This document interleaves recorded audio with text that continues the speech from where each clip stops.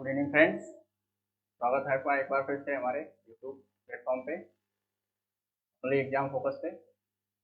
और जैसा कि हमने कल बताया था आपसे कि आज हमारा सेल का क्लास शुरू होगा, पहला क्लास। और आज थोड़ा सा टेक्निकल प्रॉब्लम होने की वजह से आज हमारी क्लास लेट हो गई है, इसके लिए वेरी वेरी सॉरी। और कहीं आगे से दोबारा ऐसा ना हो नहीं पाए।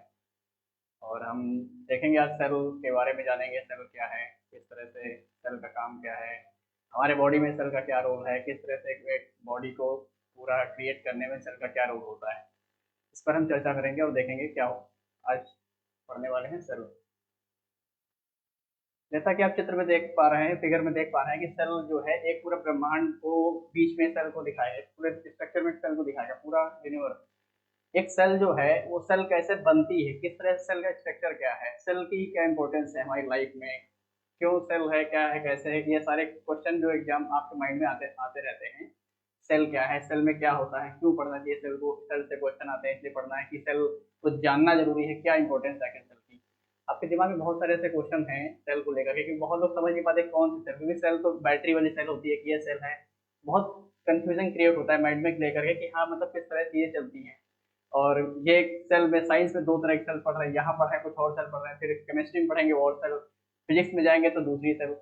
मतलब एक कंफ्यूजन मचा रखा होगा तो दिमाग में कि हाँ सेल होता क्या है। तो हम लोग यहाँ पे आज देखेंगे बायोलॉजी में। बायोलॉजी में देखेंगे कि हाँ हमारे बॉडी का जो स्ट्रक्चर है वो किस तरह से पूरा क्रिएट होता है, उसमें सेल की क्या इंपॉर्टेंस है। सेल जो होता है वो क्या, बेसिकली हम अगर सेल को देखें तो हमारे जीवन की सबसे छोटी इकाई क्या होती है, जीवन की सबसे छोटी इकाई सेल है। क्योंकि सेल, बेसिकली सेल क्या है कि सेल हम देखेंगे कि जो जीवन की शुरुआत होती है, एक फेज, एक शुरुआत करने के लिए सेल की इंपॉर्टेंस है। क्योंकि सेल जब होगी, सेल बहुत सारी सेल्स मिलती हैं, बहुत सारी सेल्स मिलेंगी तो क्या बनेगा, पूरी बॉडी धीरे धीरे लाखों करोड़ों संख्या में सेल्स मिलती हैं, फिर जाके एक बॉडी का स्ट्रक्चर बनता है। और सेल्स ऐसे ही बहुत सारे एनिमल्स हैं उनमें भी हैं। और सेल में क्या होता है, सेल दो तरह के सेल को हम देखते हैं। एक होता है जो एक छोटा सा जीव है जिसको हम खुली आंख से नहीं देख सकते, तो वो कैसा है, उसमें सेल की संख्या क्या है, उसमें सेल की संख्या एक है। और जो बहुत बड़ा स्ट्रक्चर है, प्लांट है, हम है, जीव जंतु है, इन सब में क्या होता है, सेल का स्ट्रक्चर जो है बहुत बड़ा, बहुत ज्यादा, ऐसी इतनी संख्या में सेल्स होती है, लाखों करोड़ों अरबों की संख्या में। हम सेल्स को काउंट नहीं कर सकते, इतनी ज्यादा सेल्स होती हैं। और बहुत, अब जैसे ह्यूमन बॉडी का सेल्स है, एनिमल का सेल्स है, प्लांट का सेल्स है, तो इन सब में क्या होगा, डिफरेंस होगा कुछ ना कुछ। तो डिफरेंस जब है तो हम ये देखेंगे क्या डिफरेंसेस है और किस आधार पर सेल्स को डिवाइड किया गया है, और सेल्स के अंदर क्या क्या चीजें आती हैं, कैसे हमारी बॉडी पूरी फंक्शन करती है, अगर एक सेल से प्रॉब्लम होती है तो क्या क्या डिफरेंस चीजें आती हैं। तो जैसा कि आप देख पा रहे हैं पीछे स्लाइड में दिया हुआ है कि प्रत्येक प्रत्येक जीव जो है, प्रत्येक जीव का शरीर क्या है, प्रत्येक जीव यानी कि जितने जीव जंतु पृथ्वी पर हैं सबकी बात हो रही है। इसमें लिखा प्रत्येक जीव, मतलब जितने भी जीव धरती पर पाए जाते हैं उन सब का क्या, उन सब का शरीर किसी एक सेल से शुरुआत होती है और फिर आगे मल्टी सेलुलर बन जाते हैं। बहुकोशिकीय कोशिकाएं मिल करके, बहुत सारी कोशिकाएं मिल करके एक पूरा बॉडी का स्ट्रक्चर तैयार करती हैं। तो यहाँ पर देखने की बात है कि बहुत सारे शरीर जो है, एक क्या है, सूक्ष्म इकाई। सूक्ष्म इकाई कौन सी, सेल, जिसको क्या बोला गया, कोशिका बोला गया है। वो कोशिका जो एक शरीर की सूक्ष्म इकाई है, शरीर की जहां से शुरुआत होती है बॉडी को रिफॉर्म करने के, कुछ भी चीज अगर बन रही है तो उसके पीछे किसका, सेल का वो रोल है। जिस तरह से हमारा घर बनना शुरू होता है तो घर में क्या, पहले एक ईंट रखते हैं, फिर दूसरी ईंट रखते हैं, फिर सारी ईंटों को जोड़ करके बहुत बड़ा सा मकान या घर या इमारत बनाते हैं हम। उसी तरह से हमारे पूरी बॉडी को बनने में, हमारे पूरे स्ट्रक्चर, पूरे ब्रह्मांड में जो भी चीज आप देख रहे हैं, जो भी इतनी विजिबल चीजें हैं, उन सब में क्या, एक सेल का रोल है। उसी तरह से हम देख सकते हैं कि जिस तरह से यहाँ पे क्या एक कहा गया कि विशिष्ट पारगम झिल्ली के द्वारा घिरा होता है, क्या होता है, घिरा होता है। यहाँ पे मिसप्रिंट हो गया है, घिरा होगा। प्रत्येक जीव का शरीर क्या है, एक कोशिका है, एक सूक्ष्म कोशिका है, ऐसी कोशिका जिस सेल को आप अपनी खुली आंखों से, नंगी आंखों से देख नहीं सकते, माइक्रोस्कोप के थ्रू हम सेल के स्ट्रक्चर को देखते हैं। और उसमें क्या क्या अंग पाए जाते, कितने तरह के अंग, उसके सेल के अंदर कौन कौन से अंग होते हैं वो देखा जाएगा। फिर इसमें क्या लिखा कि और सेल में एक तो अच्छी बात, एक चीज क्या होती है, उसकी स्वजनन की क्षमता है, मतलब सेल की रिप्रोडक्शन पावर खुद में है। सेल अपने आप, एक सेल, दो सेल, चार, छह, आठ, 10, 12, 14, 16, इस तरह से करते करते ग्रोथ होती चली जाती है और पूरी एक बॉडी धीरे धीरे बनती है। पहले बहुत सारी सेल्स आएंगी, बहुत सारी सेल्स क्या बनेगा, बहुत सारी सेल्स होंगी, बहुत सारी सेल्स में फिर बनेंगे, सेल से टिश्यू बनेगा, टिश्यू से क्या बनेगा, टिश्यू से फिर बनेगा सेल्स, बहुत सारी सेल्स के ग्रुप बनेंगे, बहुत सारी सेल्स का ग्रुप क्या कहलाएगा, टिश्यू कहलाएगा। यही तेरे क्वेश्चन आपका, आपको ध्यान देना पड़ेगा कि पूछा जाएगा एग्जाम में टिश्यू क्या है, तो कोशिकाओं के समूह को क्या बोलते हैं, टिश्यू बोलते हैं। ओके, कोशिकाओं के समूह को क्या कहते हैं, टिश्यू कहते हैं। तो बहुत सारी कोशिकाएं, छोटी छोटी कोशिकाएं होती हैं, छोटी छोटी कोशिकाएं, इस तरह से कोशिकाएं के बंडल्स होते हैं, और इस तरह से कोशिकाएं, ये क्या होगा, कोशिका का एक बंडल हो गया, और इससे क्या बन गया, इससे बन गया हमारा एक टिश्यू बन गया। और टिश्यू से फिर क्या बनेंगे, टिश्यू से बनते हैं ऑर्गन। ठीक है, बहुत सारे टिश्यू। अब लाखों कोशिकाएं मिलकर क्या बनाई, लाखों कोशिकाएं मिलकर टिश्यू बनाई। अब बहुत सारे टिश्यू मिलकर क्या बनाएंगे, एक बॉडी का एक अंग बनाएंगे। और बहुत सारे जब बॉडी के अंग मिलेंगे तो क्या बन जाएगा, बॉडी के बहुत सारे जब अंग मिलेंगे तो क्या बनेगा, ऑर्गन सिस्टम बनेगा। आपके शरीर का तंत्र बनेगा, कोई भी एक तंत्र बनेगा, तो यहाँ पे क्या बन जाएगा, ऑर्गन सिस्टम बनेगा। ओके, ऑर्गन सिस्टम बनेगा। ऑर्गन सिस्टम के बाद फिर क्या बनेगा, ऑर्गन सिस्टम के बाद फिर लास्ट मूवमेंट जो आता है वो होता है बॉडी स्ट्रक्चर, जिसको आप देखते हैं। तो ये एक सेल का, एक सेल की पूरी जर्नी होती है हमारे बॉडी को रिफॉर्म करने, पूरे बॉडी को फॉर्म करने में एक स्ट्रक्चर इस तरह से बनता है। एक सेल होती है, सेल से क्या, सेल्स का एक बंडल बनेगा, सेल्स को ग्रुप होगा, उसको क्या बोलेंगे, टिश्यू बोलेंगे। और टिश्यू किसमें कन्वर्ट होगा, टिश्यू जब बहुत सारे टिश्यू मिलकर बनेंगे तो क्या बनेगा, एक ऑर्गन बनेगा। और बहुत सारे ऑर्गन मिलकर के एक सिस्टम बनाएंगे, जिसे क्या बोलेंगे, ऑर्गन सिस्टम बोलेंगे। और फिर उसके बाद वही ऑर्गन सिस्टम पूरी बॉडी का एक जो सिस्टम बनता है, उसी से क्या बनती है, एक पूरी बॉडी बनती है। तो ये एक स्ट्रक्चर है जहां से कोशिका की शुरुआत होती है। तो आपको पता होना चाहिए कोशिका फिर क्या होगा, इसका मतलब कोशिका हमारे जीवन की क्या है, एक आधारभूत इकाई है, fundamental unit of life is known as cell. Okay, तो देखा गया, जैसे अब आपके दिमाग में क्वेश्चन आ गया, अगर ये अब सेल है तो सेल की किसी ने खोज की, किसी ने शुरुआत की, किसको पता चला हाँ ये सेल है, अगर दुनिया में इतनी चीजें हैं, क्योंकि लोग तो पहले कैसे थे, आदिमानव वाला हमारा जीवन था पूरा, तो उसमें शुरुआत हुई, खोज हुई किस तरह से होती है।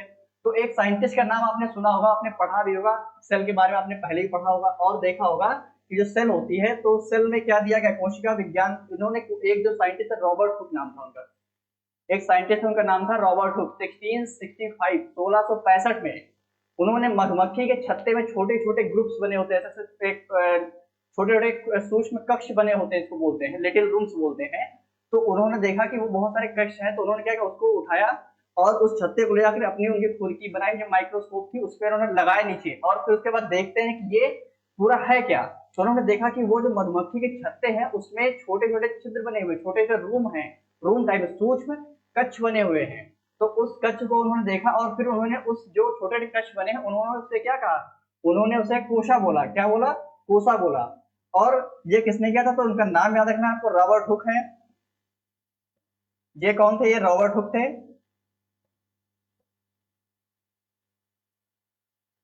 ये रॉबर्ट हुक आपको नाम रखा, कब किया था इन्होंने, तो 1665 में किया था। डेट याद रखनी है, किसने किया था सबसे पहले। कोशा शब्द, कोशिका शब्द जो आया, ये कैसे आया, कोशा शब्द से आया। इसकी खोज किसने की थी, रॉबर्ट हुक ने की थी। और इसे नाम क्या दिया गया था, कोशा नाम दिया गया था। और इसका जो ये इन्होंने क्या कहा कि इन्होंने लैटिन भाषा में इसका मतलब क्या होता है, लैटिन भाषा में इसका मतलब होता है लिटिल रूम, मतलब छोटा कक्ष। लिटिल भाषा में लिटिल रूम बोलते, लैटिन भाषा में से क्या बोलते हैं, लिटिल रूम बोलते हैं। तो आप ध्यान रखिएगा कि लैटिन भाषा में क्या नाम है इसका, लिटिल रूम। और जब इन्होंने खोजा तो इन्होंने क्या कहा, सर्वप्रथम इन्होंने कहा, क्या कहा, सर्वप्रथम इसे कोशा नाम दिया, क्या नाम दिया, कोशा नाम दिया।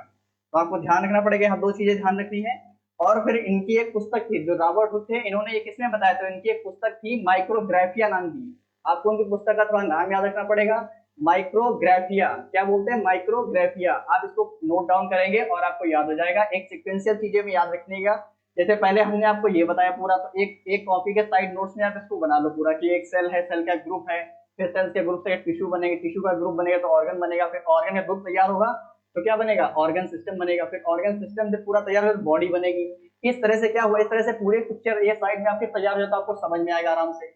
और फिर उसके बाद आप क्या करिए, उसके बाद आप लिखिए रॉबर्ट हुक। रॉबर्ट हुक क्या, उसके बाद रॉबर्ट हुक क्या, डेट लिखिए 1665 में इन्होंने क्या, मधुमक्खी के छत्ते को लेकर आए, उसको अपनी माइक्रोस्कोप के नीचे लगाया और देखा।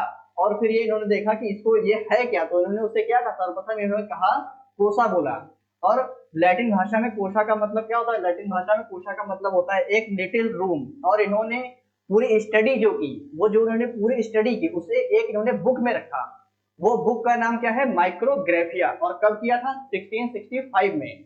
ओके, फिर उसके बाद इनकी ये बुक है, आप इनकी बुक को देख सकते हैं, बुक को अपने नोट कर लीजिए। और फिर कहते हैं कि उसी टाइम पे 19वीं सदी का जो अंतिम चौथाई काल है, क्योंकि वह तब तक आते आते 1665 के बाद बहुत लोग आए और सबने अपनी फिलोसफी दी, अपने अपने चीजें बताई कि हाँ ये ऐसे है, ये वैसे, इन्होंने ऐसे ऐसे काम किया। अभी आगे उस चीज को हम देखेंगे।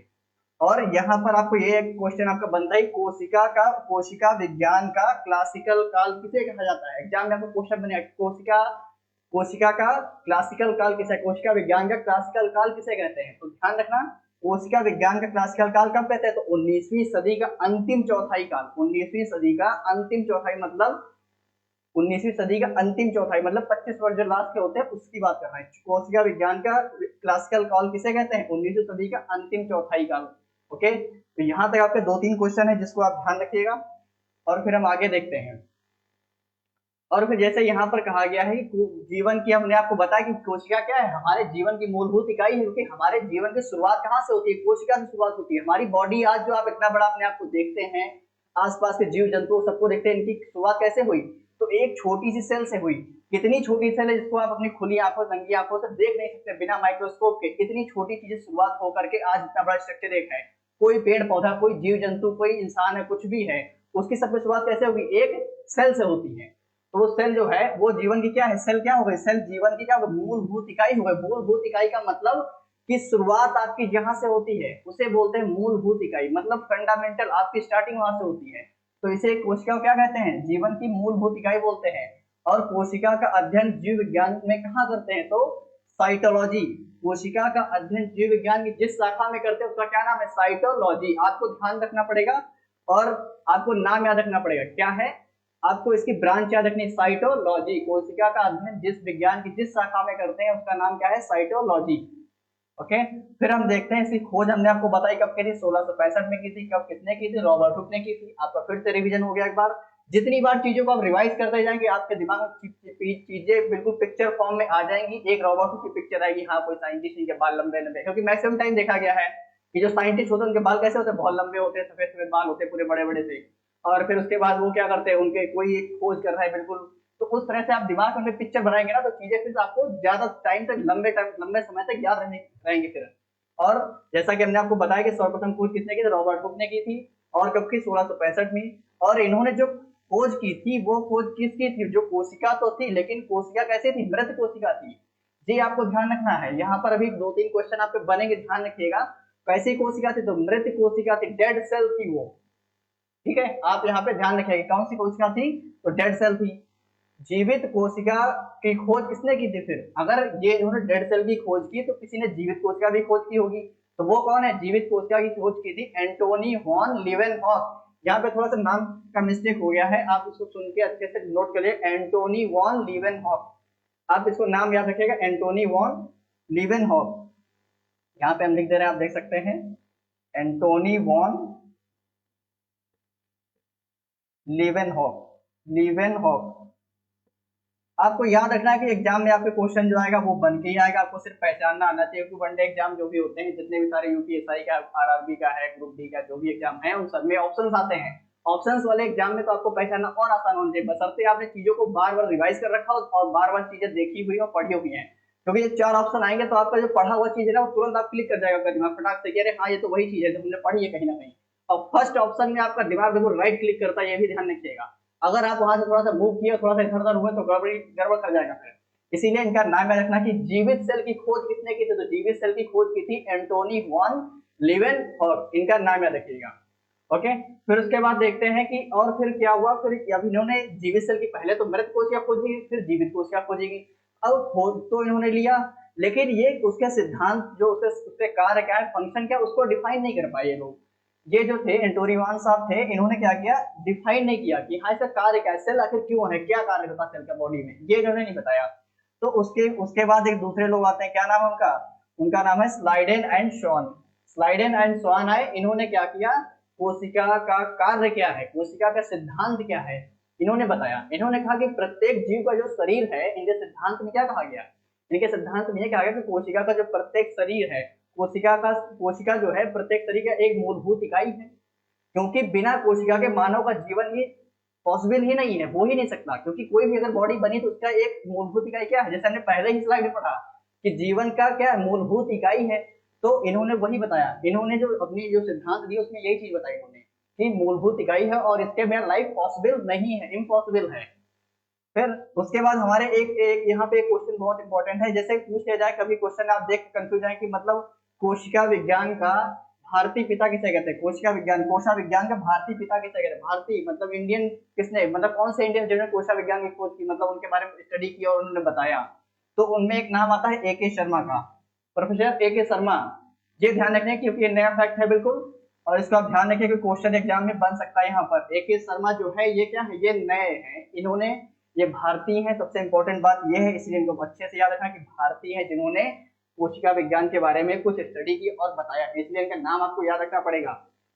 और फिर हम देखते हैं यहाँ पर जो कोशिका विज्ञान और कोशिका सबसे बड़ी कोशिका, अब बात आती है कोशिका के बारे में पढ़ लिया गया, सबने बताया कि हाँ कोशिका ये है, किसी ने डेड सेल के बारे में बताया सबसे पहले, शब्द का नाम दिया, फिर उसके बाद कोई आया तो इसने बताया कि कोशिका जो है वो जीवित कोशिका के बारे में उन्होंने बताया, किसने बताया, तो आपको नाम याद होगा, आपको पता होगा और आपने नोट्स पे लिखा भी होगा, अगर नहीं लिखा है तो लिख लीजिएगा, अभी क्वेश्चन आएगा, और फिर अगर तब छूट गया तो फिर पढ़ने से क्या मतलब बनता, अगर आपका क्वेश्चन एग्जाम में ना बन पाए तो पढ़ने का कोई मतलब नहीं बनता।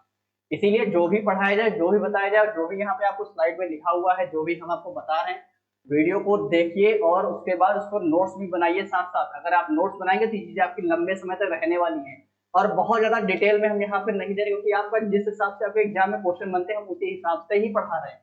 आप परेशान बिल्कुल नहीं होइए, क्योंकि आप सुनिएगा चीजों को तो आपके दिमाग में चीजें अच्छे से कंसेप्ट आएगा। एक बार जब आपके दिमाग में कंसेप्ट बैठ गया तो आपको चीजों को याद करने में ज्यादा प्रॉब्लम नहीं, रटना नहीं पड़ेगा बार बार। आप अगर किताब में, क्योंकि चीजें किताब में भी दी हैं और चीजें यहाँ भी बता रहे हैं, किताब में आप पढ़ते वक्त आपको जो एक्स्ट्रा फैक्ट होते हैं वो आते हैं, जो कि आपको एग्जाम में बनते ही नहीं, क्वेश्चन नहीं हो पाते, इसीलिए आपको ध्यान रखना पड़ेगा कि आप यहाँ पे फोकस होकर पढ़िए, तो आपको वो चीजें मिलेंगी जो आपके टू द पॉइंट चीजें मिलेंगी और एग्जाम में आपको काम आएंगे। सीधा सीधा पढ़ के जाइए, आप 2 4 10 पेज का एक नोट्स होगा आपका, हर टॉपिक पे आपका 4 5 पेज का एक नोट्स हो जाएगा।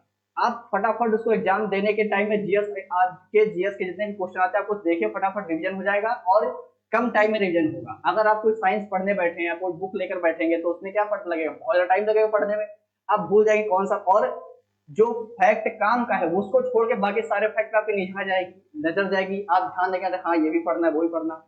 सिलेक्टिव चीज आपको जो मिलेगी ना वो यहाँ पर मिलेगी, इस प्लेटफॉर्म पर मिलेगी, क्योंकि सिर्फ और सिर्फ उसी को पढ़ के आप जाइए और अपना एग्जाम दीजिए, आपका एग्जाम क्लियर होगा, गारंटी है इस बात की हम देते हैं। आप एक बार भरोसा करिए हमारे पर और जुड़िए हमसे।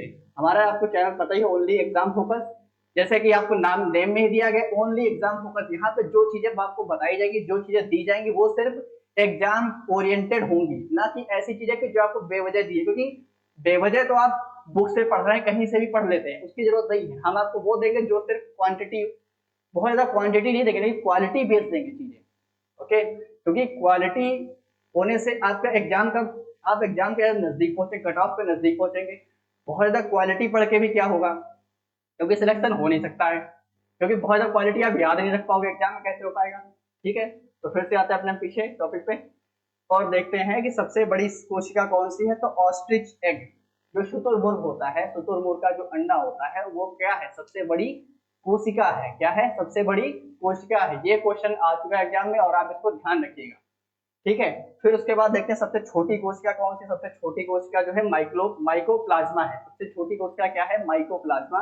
और ये किसकी सबसे छोटी कोशिका, ये आती है बैक्टीरिया की। ये किसकी होती है, बैक्टीरिया की है ये। ठीक है, और ये क्या है, सबसे छोटी कोशिका। तो आपके दो क्वेश्चन यहाँ पे हो गए कि सबसे बड़ी कोशिका कौन सी है। सबसे बड़ी कोशिका कौन सी है, सबसे बड़ी कोशिका है ऑस्ट्रिच एग। यहाँ पे आप हिंदी में भी नोट कर सकते हैं, शुतुरमुर्ग का अंडा जिसको बोलते हैं। ठीक है, और सबसे छोटी कोशिका कौन सी है, तो माइकोप्लाज्मा। माइकोप्लाज्मा मतलब बैक्टीरिया है, ये बैक्टीरिया की एक जो कोशिका है उसको बोलते हैं। ठीक है, और फिर ह्यूमन बॉडी की, अब देखें ये हमारी हो गई ओवरऑल के लिए। ये दो क्वेश्चन जो हमारे हैं ये वाले, ये ओवरऑल के लिए हैं। ठीक है, अब अगर पूछा है मानव की सबसे बड़ी, ह्यूमन बॉडी में सबसे कैसे सबसे छोटी पूछा जाए या सबसे लंबी पूछा, लॉन्गेस्ट पूछा है, सबसे लार्जेस्ट पूछा जाए, ये कौन सी होती है। तो सबसे ह्यूमन बॉडी में स्मॉलेस्ट कोशिका कौन सी है, तो स्पर्म। ये क्या है, सबसे स्मॉलेस्ट, मानव के शरीर की सबसे छोटी कोशिका का क्या नाम है, तो स्पर्म। मानव के शरीर की सबसे लॉन्गेस्ट कोशिका क्या है, तो न्यूरॉन है। सबसे लॉन्गेस्ट क्या है, न्यूरॉन है। और सबसे लार्जेस्ट पूछा जाएगा तो एग सेल है। एग सेल आपको ध्यान रखना, 3 क्वेश्चन आपके ये होगा, 2 ये 5, और जो आपको हमने अभी तक बताया इस कोशिका के बारे में वो आपको ध्यान रखना, क्योंकि आप चीजों का कंसेप्ट दिमाग में रहेगा तो आप चीजों को अच्छे से कर सकते हैं। ठीक है, तो आप इनको देखिए और समझिए और इसका नोट्स बनाइए, क्योंकि ये वो चीजें हैं जो आपको सीधे सीधे एग्जाम में क्वेश्चन मिलेंगे यहाँ से, बाकी यहाँ से कुछ नहीं आएगा। जैसे मनोज कुमार जी हैं बोल रहे हैं, good evening sir, good evening, और जुड़िए और शेयर करिए, देखते रहिए, आपको चीजें अच्छी से अच्छी मिलेंगी, क्वालिटी बेस्ड चीजें मिलेंगी, क्वांटिटी में नहीं देंगे। क्वांटिटी में देख के आपका वे आपको फालतू के चक्कर में नहीं पड़ना है, दिमाग खराब नहीं होगा आपका, वो चीजें मिलेंगी जो क्वालिटी चीजें मिलेंगी। ओके, तो यहाँ पे देखेंगे ये 3 क्वेश्चन हो गए, ये 2 हो गए, 5 सीरियस क्वेश्चन है और कुछ नहीं हमने दिया है आपको, एक्स्ट्रा कुछ भी नहीं दिया गया यहाँ पे, सिर्फ वही दिया गया है जो आपके एग्जाम में। सीधा छोटा सा नोट्स बनाइए एक रजिस्टर में और पढ़िए, 2-4 बार रिवीजन करेंगे और इससे हम लोग क्वेश्चन भी सॉल्व करेंगे और चीज फिर आप एग्जाम में जाकर के उससे क्वेश्चन सॉल्व करके आएंगे और फिर उसके बाद जब रिजल्ट आएगा तो आपको खुद ही पता चलेगा किसने कैसा क्या पढ़ाया, उसे बताने कोई बात ही नहीं बनती फिर तो। ठीक है, फिर आता है एक क्वेश्चन और बनता है फिर, क्यों क्या है, कोशिका विभाजन सबसे तेज कहाँ होता है? क्योंकि कोशिका है, कोशिका विभाजन का मतलब कोशिका बढ़ेगी, तो जब बढ़ेगी तो कुछ ना कुछ क्या बनेगा, जैसे यहाँ पर क्या है, देखो यहाँ पर भी हमने देखा था कि कोशिका क्या था, कोशिका विभाजन, क्यों, फिर कोशिका है, कोशिका से टिश्यू बनेगा, टिश्यू से ऑर्गन बनेगा, ऑर्गन से ऑर्गन सिस्टम बनेगा और ऑर्गन सिस्टम से बॉडी बनेगी। तो इसका मतलब फैक्ट है कोशिका में क्या हो रहा है, डिवीजन हो रहा है, विभाजन होता जा रहा है। ठीक है, तो आपको ये ध्यान रखना है। तो यहाँ पर सबसे तेज विभाजन किसमें होगा, लीवर में होता है। याद रखिएगा दोस्तों कि सबसे तेज विभाजन कोशिका का किसमें होता है, तो लीवर सेल्स की, लीवर में जो सेल्स होती है उनका विभाजन सबसे तेज होता है। इसीलिए अगर आपका लीवर साइड जिधर है पेट में, लीवर कहाँ पे होगा ये हम आपके देखेंगे आगे, और बाकी आपको पता ही होगा किधर साइड में होता है, अभी यहाँ पे नहीं बताएंगे क्योंकि हम बताएंगे तो डिटेल में अच्छे से करेंगे। ठीक है, और आपको ये ध्यान रखना लीवर की जो कोशिका होती है उसमें विभाजन की क्या होती है, विभाजन बहुत तेज थी, क्योंकि विभाजन जब तेज होगा तो आपको मान लो चोट लग गई या किसी ने आपको छुरा घोंप दिया, जिधर साइड में आपका लीवर है उधर से आपको किसी ने छुरा घोंप दिया, तो क्या होगा, आप मरेंगे थोड़ी ना, क्योंकि आपको अगर टाइम पे ट्रीटमेंट हो गया, इलाज हो गया आपका, तो जल्दी ग्रो कर जाएंगे। क्यों, क्योंकि इसकी विभाजन क्षमता क्या है, जहां पे लीवर सेल्स में जो विभाजन की क्षमता है वो क्या है, ज्यादा है, तो ज्यादा होने की वजह से क्या रहेगा, यहाँ पर चीजें तुरंत फटाफट रिकवरी होगी, आपका इलाज 10 दिन के बजाय 5 दिन में कवर करके आप आ जाएंगे अपने घर पे आराम से। और जिसने मारा को सोचेगा अरे ये क्या हो गया, हमने कैसे मारा, ये बच कैसे गया, तो क्यों, क्योंकि उसने साइंस थोड़ी ना पढ़ी, किधर मारना चाहिए किधर नहीं करना चाहिए, क्या करना है। तो लीवर की सेल्स जो होती है क्या करती है, बहुत देर रिकवर करती हैं, इसीलिए इनमें क्या होता है, विभाजन की क्षमता सबसे तेज होती है। अब फिर अगर सबसे तेज होती है तो ध्यान रखना, फिर आपको आपके दिमाग में क्वेश्चन बने के फटाक से कि सबसे धीमे फिर किसमें होती है, अगर तेज इसमें होगा तो धीमे फिर किसी में होती होगी, तो वो किसमें होती है, वो होती है ब्रेन में। ठीक है, आप लोग ध्यान रखिएगा, आपको सबसे धीमे कहाँ होती है, ब्रेन में, क्योंकि जैसे इसीलिए तो आपको जब सड़क पे निकलते हैं तो जो ट्रैफिक पुलिस वाले होते हैं या और भी जो घर के मेंबर्स होते हैं बोलते हैं कि बेटा हेलमेट लेके जाओ, हेलमेट पहनो, क्यों, क्योंकि अगर एक्सीडेंट होगा ब्रेन सर में चोट लगी, क्यों, क्योंकि यहाँ पर देखो उन्होंने साइंस भले ना पढ़ी तो उनको भी पता कि सर में अगर चोट लगे तो इलाज हो नहीं सकता फिर, क्योंकि सर के जो सेल्स होती है ना, ब्रेन की जो सेल्स होती हैं, ब्रेन की जो सेल्स होती है उनकी रिकवरी नहीं हो पाती है, क्यों, क्योंकि उनके विभाजन की क्षमता जो क्या है सबसे कम होती है। अगर विभाजन की क्षमता सबसे कम होगी तो चीजें ग्रो करेंगी नहीं, कर पाएंगी, प्रॉब्लम आती है फिर ग्रो करने में। इसीलिए सेल्स, जो ब्रेन की सेल्स एक ऐसी सेल्स है जो लाइफ में सिर्फ एक बार बनती है, अगर उसमें कोई प्रॉब्लम्स आई, अगर कोई क्षतिग्रस्त हुआ, कोई इंजरी हुई, तो आपके बचने के चांसेस बहुत कम होते हैं। इसीलिए लोग कहते हैं कि अगर सर में चोट ना लगे तो इंसान बच सकता है, अगर सर में चोट लग गई तो बचेगा नहीं, अगर कैसे भी करके डॉक्टर्स ने अपनी जद्दोजहद से उसको बचा लिया तो फिर कोमा में चला जाएगा, क्योंकि जो बॉडी की जो ब्रेन की सेल्स होती है ना वो रिकवरी नहीं कर पाती जितनी जल्दी। ठीक है, तो इसीलिए यहाँ पर क्या देखा गया, यहाँ पर देखा कि सबसे कम क्षमता किसमें, तो विभाजन की सबसे कम क्षमता ब्रेन में होती है। तो आप यहाँ पर देखिए कितने सारे क्वेश्चन आपके सामने पड़े हुए, कितने सारे क्वेश्चन है, आप इनको पढ़िएगा, इनको नोट करिए और बार बार रिवाइज करिएगा तो आपको समझ में आ जाएगा किस तरह चीजें हो रही हैं। फिर आगे देखते हैं कि अब हम कोशिका पढ़ेंगे तो कोशिका में कौन कौन से टॉपिक पढ़ेंगे, कोशिका क्या होती है। अब हमने आपको ये बता दिया कि कोशिका है क्या, अगर आपके दिमाग में अभी भी कोई डाउट है तो आप हमसे क्वेश्चन कमेंट बॉक्स में करके पूछ सकते हैं कि कोशिका सर नहीं समझ में आई। अगर कोशिका में अभी भी कोई डाउट है तो आप पूछ सकते हैं कोशिका क्या है, कैसे खोज हुई, किसने खोजा, किसने क्या क्या बताया, किसने सिद्धांत दिया, किसमें कोशिका सबसे बड़ी है, मानव में सबसे बड़ी कोशिका कौन सी, सबसे छोटी कोशिका कौन सी। तो आपके बहुत सारे क्वेश्चन यहाँ तक, इतनी क्लास होने तक आपके बहुत सारे क्वेश्चन क्लियर हो जाने चाहिए और क्वेश्चन एग्जाम में भी बनने चाहिए आपसे, अगर आपने सही से पढ़ा है तो बिल्कुल बनेंगे क्वेश्चन। अब हम देखते हैं कोशिका के अंग, क्योंकि कोशिका क्या, कोशिका बहुत बड़ी है। ठीक है, अभी आपको दिखाया जाएगा, स्ट्रक्चर दिखाया जाएगा कोशिका कैसी होती है, किस तरह का स्ट्रक्चर है ये देखेंगे हम लोग। अभी यहाँ पे देखते हैं कोशिका जो है क्या है, कोशिका का अंग देखना है, कितने अंग होते हैं, क्योंकि कोशिका है एक पूरी बड़ी सी कोशिका एक है, इसमें बहुत सारे छोटे छोटे बहुत सारे अंग होते हैं, वो अंग के नाम लिखे हुए हैं। हम लोग यहाँ पे देखें कौन सा अंग है, तो पहला अंग क्या है, प्लाज्मा मेम्ब्रेन। पहले अंग को क्या बोलते हैं, प्लाज्मा मेम्ब्रेन बोलते हैं। फिर दूसरा क्या है, सेल मेम्ब्रेन। थोड़ा सा पानी पी लेते हैं।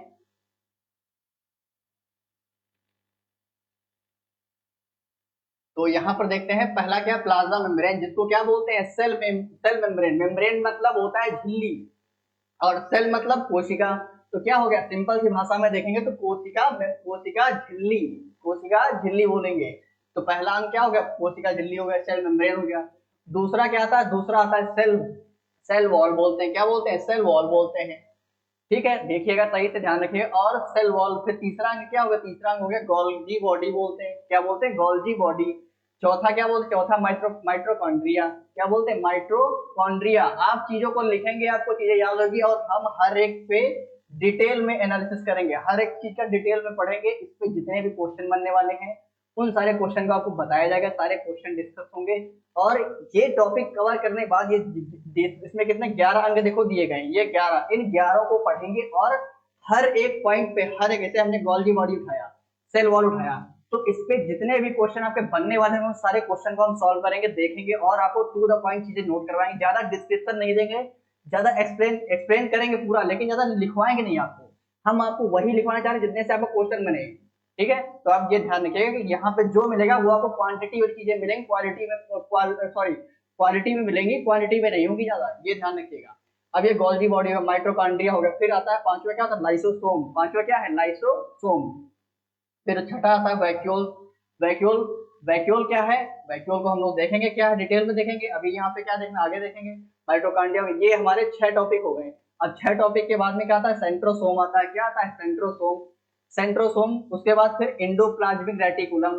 ये नाम थोड़े से आपको अटपट से लग रहे होंगे, क्योंकि नाम आपने पढ़े होंगे, पहली इससे पहले ही पढ़ा होगा, हमें नहीं कह रहा नहीं पढ़ा, आप लोगों ने सबने पढ़ रखा होगा। और यहाँ पे आप देखेंगे तो आपको कुछ अलग ही चीजें मिलेंगी। आप थोड़ा सा पेशेंस बनाए रखिए और जुड़े रहिए हमारे साथ।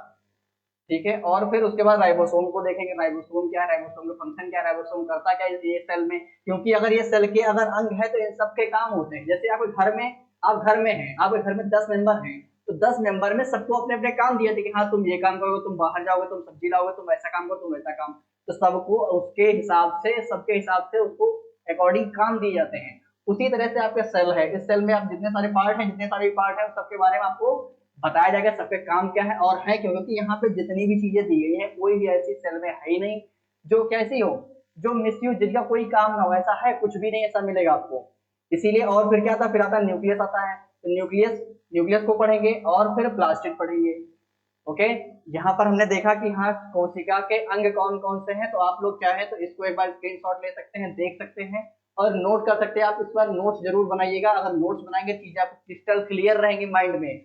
नहीं तो साइंस में सबसे बड़ी प्रॉब्लम वही, बायोलॉजी में ये प्रॉब्लम है कि कंफ्यूजिंग हो जाता है, कौन सी चीज कहाँ पड़ी थी, कहाँ जोड़ दे, कहाँ, मतलब इतना हौच पौच दिमाग में हो जाता ना कि चीजें समझ नहीं आती। फिर आप भी कंफ्यूज हो कि पता नहीं क्या पढ़ा दिया, समझ नहीं आ रहा बिल्कुल। क्योंकि क्या कि आपने सबसे बड़ी गलती की, आपने मजे क्लास के तो ले लिए, बैठ के किताब क्लास आपने ईयरफोन लगा के देख लिया, लेकिन क्या किया आपने, नोट डाउन कुछ किया ही नहीं। अगर नोट डाउन नहीं करेंगे तो चीजें कैसे पता चलेगा। आप कल को आप बैठोगे पढ़ने तो आपको समझ हम क्या पढ़े, कैसे पढ़े, कुछ चीजें है नहीं आपके दिमाग में। ठीक है, तो फिर ये क्या होगा, ये हमारे कोशिका के अंग हो गए। अब हम लोग इसके आगे देखते हैं। फिर ये इस पे देखिए, आपको ऐसी चीजों का मजा लेने के लिए आपको क्या करना पड़ेगा, थोड़ी सी मेहनत करनी पड़ेगी। कैसी मेहनत, तो मेहनत में ये करना है कि आपको क्या करना, हमारे यूट्यूब प्लेटफॉर्म पे आइए, हमारे वीडियोस को देखिए जो भी है। और भी यहाँ पे बहुत सारी अच्छी फैकल्टी है, नीरज सर है, सरल सर है, जो कि सरल सर क्या रेसिंग पढ़ा रहे हैं आपको इस समय। और नीरज सर क्या पढ़ा, नीरज सर मैथ पढ़ा रहे हैं, जो कि बहुत ही अच्छे तरीके से पढ़ाते हैं। आप देखिए, उसका मजे लीजिए, और चैनल को सब्सक्राइब भी करिएगा। आपको अच्छी लगेगी तो आप सब्सक्राइब करेंगे। ठीक है, और देखिए जुड़िए, यहाँ से आपको अच्छी चीजें मिलेगी। और आप जो भी यहाँ पढ़ाया जाएगा, जो भी पीडीएफ आपको चाहिए, वो सारी पीडीएफ कहाँ मिलेगी आपको, लिंक, वीडियो का लिंक इसमें दिया, डिस्क्रिप्शन बॉक्स में जाएंगे तो आपको लिंक मिलेगा, जहाँ से आप पीडीएफ डाउनलोड कर सकते हैं। और प्लेटफॉर्म, ये प्लेटफॉर्म है फेसबुक पे, यहाँ से भी जुड़ सकते हैं, यहाँ से जुड़े चाहे यहाँ से, जहाँ से भी आपको लगे, जहाँ से आप जुड़ सकते हैं जुड़िए और क्लास का आनंद लीजिए। फिर उसके बाद हम लोग चीजें, एक दो चीजें और हैं जिसको भी देखेंगे। एक मिनट,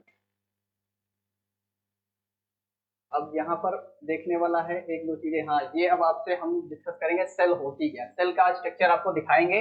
और आप यहाँ पे अभी जितनी आपने 12 कोशिका के आगे कितने पढ़े, 12 पढ़े, तो आपको यहाँ पर दिखाया जाए कौन कौन से पार्ट है। आप इसको देखिएगा एक बार सही से, इसको देखेगा तो आपके दिमाग में पिक्चर बनेगी कि हाँ सेल होती क्या है। अभी तक तो आपने सिर्फ सुना सेल ये है, सेल वो है, सेल में ऐसा होता है, सेल में वैसा होता है। अब आप एक बार देखिए इसको, एक बार देखिए अच्छे से, तो आपको समझ में आएगा कि सेल में क्या क्या पाया जाता है। एक पूरी बॉडी, ये एनिमल सेल है, ये ध्यान रखिए कैसी सेल है, ये एक एनिमल सेल है। और यहाँ पे चीजें क्या है, देखो ये देखो क्या दिया, ये देखो अभी हमने आपको क्या पढ़ाया था, जब भी हमने आपको पढ़ाया कि सेल में प्लाज्मा मेम्ब्रेन, या क्या बोलते हैं इसी को, बोलते हैं सेल मेम्ब्रेन। क्या बोलते हैं, सेल मेम्ब्रेन बोलते हैं। तो ये क्या होती है, कोशिका की देखो झिल्ली है, ऊपर की झिल्ली बोलते हैं इसको, ये सबसे बाहरी परत जो कोशिका क्या होती है, ये सेल मेम्ब्रेन होती है। ठीक है, प्लाज्मा मेम्ब्रेन बोलते हैं। फिर क्या, साइटोप्लाज्म की भी हमने बात की थी, साइटोप्लाज्म क्या होता है अभी आपको बताते, जैसे कि एक पूरी कोशिका होती है, एक पूरी कोशिका है, उस कोशिका के अंदर बहुत सारे ऑर्गन्स पड़े हैं। अगर बहुत सारे ऑर्गन्स पड़े हैं तो उसमें ऑब्वियस सी बात है, अगर उसमें कुछ लिक्विड चीज नहीं होगी तो सारे ऑर्गन्स क्या करेंगे, लड़ेंगे एक दूसरे से। आपने, आप उठे तो आपके सेल्स में ऑर्गन क्या, आवाज आने लगेगी आपके बॉडी के अंदर से, सेल लड़ गई, सेल ये हो कुछ, आपने किसी को, किसी ने आपको ऐसे मारा तो आपके सेल्स क्या डैमेज हो जाएंगे तुरंत। क्यों, क्योंकि सेल्स के अंदर अगर ये होगा नहीं, ये साइटोप्लाज्म, साइटोप्लाज्म जिसको बोलते हैं कोशिका द्रव्य, हिंदी में क्या बोलते हैं, कोशिका द्रव्य। अभी आपको इसको नोट करवा देंगे, आप देखिए अब तक समझिए, सिर्फ और सिर्फ एक पेन कॉपी रख करके इसको समझिएगा खाली है क्या। तो पहली एक सेल होगी पूरी, सेल की बाहरी परत को क्या बोलते हैं, प्लाज्मा मेम्ब्रेन। प्लाज्मा मेम्ब्रेन के बाद फिर अंदर क्या है, सेल के अंदर साइटोप्लाज्म है, जिसको कोशिका द्रव्य बोलते हैं। वो है क्यों, क्योंकि जो बहुत सारे ऑर्गन्स, देखो ये सब पढ़े ऑर्गन्स, ये पढ़े भी, इनके नाम बताते हैं आपको। तो ये सब क्या करेंगे, अगर ये कोशिका द्रव्य नहीं होगा तो ये सारे ऑर्गन्स के पार्ट एक दूसरे से लड़ते रहेंगे, टूट फूट जाएंगे आपस में ये सब। तो क्या डाला गया इसमें, लिक्विड डाला गया, तो लिक्विड होने पर क्या हुआ, अब ये सब अपने अपने तैरते रहेंगे, और कोई सेट हो जाएगा, कोई कहीं फिक्स हो जाएगा, कोई कहीं फिक्स हो जाएगा, तो क्या करेंगे, लड़ेंगे नहीं आपस में। इसीलिए ये क्या है, ये साइटोप्लाज्म है जो कि क्या करेगा, ये सेल को इसमें अंदर जितने ऑर्गन है कुछ सेट रखेगा, ये सब सेट रहेंगे। फिर ये छोटे छोटे माइक्रोट्यूब्यूल्स होते हैं। सेंट्रोसोम है, देखिए सेंट्रोसोम इस तरह का होता है, ये देखिए सेंट्रोसोम का स्ट्रक्चर दिया हुआ है। फिर ये क्या है, माइक्रोफिलामेंट्स है। ठीक, और ये फिर लाइसोसोम है। लाइसोसोम क्या करता है, इसको हम लोग डिटेल में देखेंगे, लाइसोसोम होता क्या। अभी आप सिर्फ ये देखिए सेल्स क्या है, सेल्स में कौन कौन से पार्ट्स होते हैं, सेल्स में कौन कौन से अंग होते हैं, उनको पहचानिए, उनको नाम याद रखिए, फिर आप एक एक चीजों को देखेंगे, डिटेल नॉलेज आपको मिलेगी। और सेल्स पे आपको अच्छे जितने भी क्वेश्चन आपके एग्जाम में आने वाले सारे सारे क्वेश्चन बन जाएंगे, नो डाउट। ठीक है, तो आप देखते हैं फिर ये क्या है, ये अंदर का एक इंटरमीडिएट फिलामेंट है, ये सेल के अंदर पाया जाता है इस तरह से। और ये क्या है, ये राइबोसोम है, ये देखो छोटे छोटे कण देखो आपको जो दिख रहे हैं, ये देखो राइबोसोम के कण, ये देखो राइबोसोम के कण, ये छोटे छोटे क्या है, ये देखो ये देखो, ये छोटे छोटे क्या मिल रहे हैं, ये राइबोसोम के कण है। क्या है, ये राइबोसोम के कण है। ये क्या है, ये सेंट्रोसोम है। और ये देखो दिख रहा है आपको, ये क्या है, ये लाइसोसोम है। ठीक है, और ये स्मूथ इंडोप्लाज्मिक रेटिकुलम है। ये देखो छोटे छोटे जो आपको दिख रहे हैं, ये स्मूथ वाले हैं, स्मूथ, क्योंकि इंडोप्लाज्मिक रेटिकुलम जो होते हैं ना, दो तरह के होते हैं, एक होता है स्मूथ और एक होता है रफ। एक स्मूथ और एक रफ इंडोप्लाज्मिक रेटिकुलम बोलते हैं, एक बोलते हैं स्मूथ इंडोप्लाज्मिक रेटिकुलम। आप ये ध्यान रखिएगा, दो तरह के होते हैं।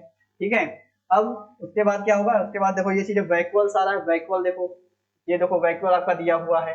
चीजों को पहचानिए, देखिए कौन सी चीज कहाँ पर है, आपको याद नहीं रखना कौन सी चीज कहाँ पे, इसकी जरूरत नहीं पड़ेगी, सिर्फ आपको देखना है, स्ट्रक्चर को पहचानना।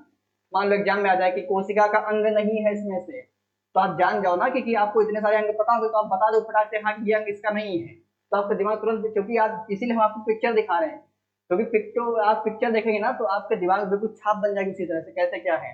और फिर ये क्या है, सेक्रेटरी वेसल्स हैं, पराक्सीसोम्स हैं, कुछ स्ट्रक्चर इसमें ऐसे दिए गए हैं जो इंपॉर्टेंट नहीं है। हमने जो आपको 11 पढ़ाए थे उसी से उसी को हम लोग डिटेल पढ़ेंगे, वहां से आपको क्वेश्चन बनते हैं, बाकी किसी जाने की जरूरत है इसमें। और ये क्या है, क्रोमेटिन धागा है। ये क्या है, न्यूक्लियस है। अब न्यूक्लियस क्या, देखो ये चारों तरफ का जो स्ट्रक्चर है ना, इसको न्यूक्लियस बोलते हैं। ठीक है, और इसके अंदर धागे देखो ऐसे पड़े हुए, ये धागे, ये कौन सा धागे, क्रोमेटिन। और ये क्या, ये देखो न्यूक्लियस है, छोटा सा देखो, ये जो है बीच में, ये न्यूक्लियस है, आपको दिख रहा होगा यहाँ से आसान से। और ये देखिए, ये जो है ना, ये देखिए, ये जो है ना, ये न्यूक्लियस है यहाँ पर। और ये देखो छोटे छोटे धागे जो इसमें पड़े हैं, ये क्या है, ये क्रोमेटिन धागे बोलते हैं, क्रोमेटिन तंतु, क्रोमेटिन फिलामेंट, कुछ भी बोलिए, हिंदी इंग्लिश सब वही चीजें हैं, आपको जिसमें आप याद कर सकें। और ये क्या है, ये गोल्गी अपरेटस है। ये क्या है, गोल्गी अपरेटस, गोल्गी अपरेटस, अभी हमने आपको बताया था गोल्गी कॉम्प्लेक्स, उसी को गोल्गी अपरेटस भी बोलते हैं। आप नाम में कंफ्यूज मत होइएगा, हमने आपको जो भी 11 अंक बताया था उन्हीं पे हम लोग पढ़ेंगे, इसमें आप नाम में थोड़ा, क्योंकि ये नाम इसमें कुछ एडवांस नाम इसमें दिए हुए, वो आपको जानने की जरूरत भी नहीं है, अगर आप बताएंगे तो हमसे बता सकते हैं, कोई दिक्कत नहीं है। और गोल्गी वेसल्स हो गई, ये भी देखना है। फिर देखो अभी हमने आपको बताया था ना कि एक ये क्या है, ये देखो ये रफ इंडोप्लाज्मिक रेटिकुलम है, और यहाँ पर हमने बताया था स्मूथ इंडोप्लाज्मिक रेटिकुलम। दो तरह के बताया ना आपको, एक स्मूथ और एक ये रफ, दो तरह के हो गए। ठीक, उसके बाद हम लोग, ये हमारा हो गया, क्या हो गया, ये हमारा प्लांट एनिमल सेल है, याद रखिएगा एनिमल्स। अभी आपको हम डिटेल बताएंगे कि दोनों में क्या डिफरेंस है, डिफरेंशिएशन क्या है, इनके बीच में क्या अंतर आता है, कि मानव सेल और जो प्लांट की सेल होती है उसमें क्या अंतर आते हैं। और ये क्या होगा, ये माइटोकॉन्ड्रिया है, सुना होगा आप लोगों ने, एग्जाम एग्जाम दिए होंगे तो क्वेश्चन आपको पता होगा कि माइटोकॉन्ड्रिया क्या है, किस तरह से है। ठीक है, और ये चीजें आपकी कंप्लीट होती है सारी। अब यहाँ पे पूरे स्ट्रक्चर आपका कंप्लीट हो गया। ठीक है, अब इसके बाद हम लोग देखते हैं कि एक प्लांट सेल ले लेते हैं। प्लांट सेल में क्या देखेंगे, प्लांट सेल जो होती है, अब आप सोचेंगे कि एनिमल सेल अभी पढ़ा, अभी तो हमने सिर्फ सेल के 12 अंग 11 देखे थे, फिर अभी एनिमल सेल को देखा, प्लांट सेल आ गई, तो दोनों में क्या डिफरेंस, बहुत ज्यादा डिफरेंस नहीं, थोड़ा सा डिफरेंस आता है, वो आपको बता दिया जाएगा अभी। जैसे कि देखो हमने वहां पे सेल वॉल, एनिमल सेल में आपने देखा होगा कि आपने सेल वॉल नहीं देखी होगी, और प्लांट सेल जो है, प्लांट सेल में क्या है, देखो सेल वॉल है ये। ठीक है, ये क्या है, सेल वॉल है देखो। और और क्या था, पराक्सीसोम, पराक्सीसोम है इसमें। और क्या है, गोल्गी अपरेटस, गोल्गी अपरेटस हमको वहां भी मिला था। तो पहला पार्ट देखो हमको ये मिला, जो सेम है, अभी यहाँ पे आप देख लेंगे जो चीजें सेम है वो आपको हम बता दे रहे हैं यहीं पर। ठीक है, और ये प्लाज्मोडेस्मेटा ये नहीं मिला था एनिमल सेल में, तो इसको हम नहीं टिक करेंगे। ठीक है, सेंट्रल वैक्यूल, ये हमको वैक्यूल मिला था, देखो वहां पर भी मिला था, एनिमल की सेल में मिला था। साइटोप्लाज्मा, देखो साइटोप्लाज्मा भी हमको मिला था। साइटोप्लाज्मा क्या होता है, जो कोशिका के अंदर द्रव्य द्रव्य भरा होता है, साइटोप्लाज्मा बोलते हैं। जो कोशिका के अंदर लिक्विड भरा होता है, कोशिका के अंदर जो लिक्विड होता है उसे क्या बोलते हैं, साइटोप्लाज्मा। याद रखिएगा कि क्वेश्चन बनेगा कि पूछा जाएगा कोशिका के अंदर के द्रव्य को क्या कहते हैं, तो आपको याद रहे तो कोशिका के अंदर को द्रव्य को साइटोप्लाज्मा बोलते हैं। क्या बोलते हैं, साइटोप्लाज्मा। फिर अब देखो ये हमने वहां भी देखा, एक दो तीन चीजें हमको मैच कर गई जो कि एनिमल सेल में हमने पढ़ी थी। फिर उसके बाद आता है माइट्रोकॉन्ड्रिया। माइट्रोकॉन्ड्रियन यहाँ पर लिखा हुआ है, वो चीजें सेम ही है, स्पेलिंग को समझ जाइएगा। और माइट्रोकॉन्ड्रिया, माइट्रोकॉन्ड्रिया भी हमने पढ़ी थी कहाँ पे, एनिमल सेल में भी पढ़ी। और फिर सेल मेम्ब्रेन, अब देखो सेल मेम्ब्रेन हमको मिली थी वहां पर। अब देखो इसमें भी सेल मेम्ब्रेन है, एनिमल सेल में भी सेल मेम्ब्रेन थी। और सेल वॉल जो थी, ये जो सेल वॉल है, ये कहाँ नहीं थी, ये एनिमल की सेल में सेल वॉल नहीं थी, ये याद रखिएगा आप लोग।